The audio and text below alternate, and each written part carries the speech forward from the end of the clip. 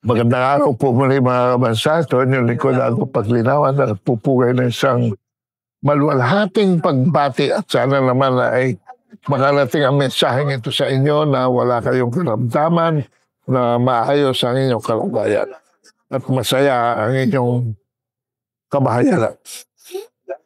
Hindi na nakakatawa ang mga kabansa dahil from vice ganda, naging vice o pagganda na.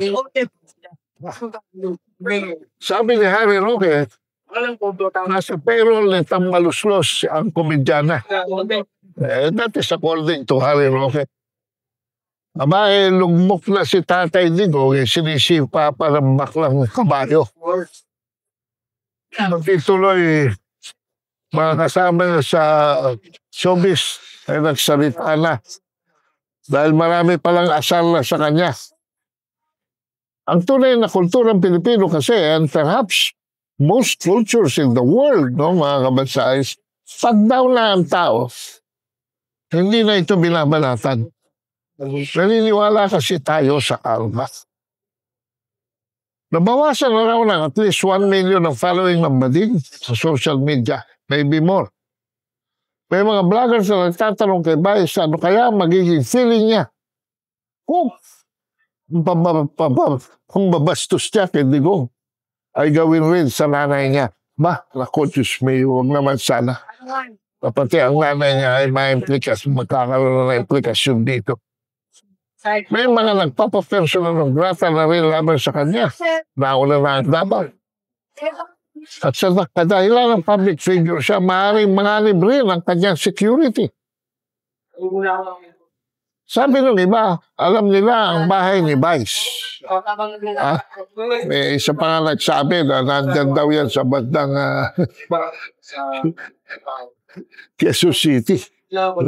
Hindi ko alam. Basta alam ko, sa isang bahay na nadaanan ko, ay may malaki isang kabayo. sa terrace. Ewan mo, gusto na natin. So, Diyos ko, ayoko naman sana lumala ito to that extent. Anyway, magbasa na lang tayo ng mga komento ng mga vloggers. Sabi ni John Amasa, taklesang kabayon, at saka yan kasado. Geraldine Puadles, Meresi. Deserve niya. May isang congressman pa nagsabi, si Congressman Omar Albano Pajardo. Baka feel niya, nasa comedy bar pa rin siya. Si Nuy Nuj Yarif, nasa iyo na ang yaman at katanyagan. Ano pa ba ang kulang? Pera pa more at katanyagan pa more. Gagawa ka pa ng ikalulugmok mo.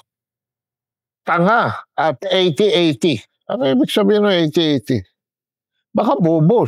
Bobo. Diba? Swapang. Birat na sotang kabayo at sotang bastos pa. Aray ko po. Hindi siya ba? Tigba lang, di ba? Tigba lang ba? Diyos mio.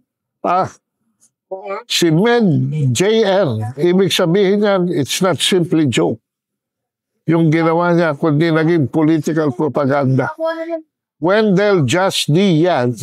Wow. Matinding pangangailangan, kaya niya ginawa. May babayaran siguro ng utang. Haribon Squad, i-boycott ang bastos na matandang kabayong maklang kalmo. Lahat ng kanya shows at mga endorsement. Ang Helena Pajaron Iduyan, that's good news update. Di naman sana siya kulang sa pansin. But balatan pa niya si Tatay Digong na minamahal ng marami. Bing John, napansin ko lang, halos lahat na nambabastos kay PRRD, nauunang mamatay. Ano ba ito? Ryan Loredo, respeto daw, sabi ni Ad Cortez. Ay, hindi ho naman yun siguro veripikado, mga kabansa. Maria Mary Ray, I'm doubtful Ann Curtis said this. So, ayun, kinure ka na. Now, unless mapapangatawanan natin to, not patronize or support Vice Ganda for good, then all these statements left and right kung gaano kabastos si Vice, it's all useless effort. Miriam Cayubin, lumayas na lang siya sa Pilipinas kasi hindi siya bagay dito tumira. Lucy Marie, never akong natawa sa mga jokes. Niya corny, rude pa. Rian Chong, putrang kabayo. Putrang kabayo. Parang wrong spelling yata yun, putrang kabayo. Dapat yata putrang kabayot. Di ba? Brian Plural, lumuwag ang P. Wait. Niya, nadamay, pati utak niya. Genesis Centeno, di po ba originally sa comedy bar siya nagsimula? Kaya nga nasa bar, pang-adult lang yung mga joke. Kaso, may magaling na gawing mainstream yun, strictly pang-adults.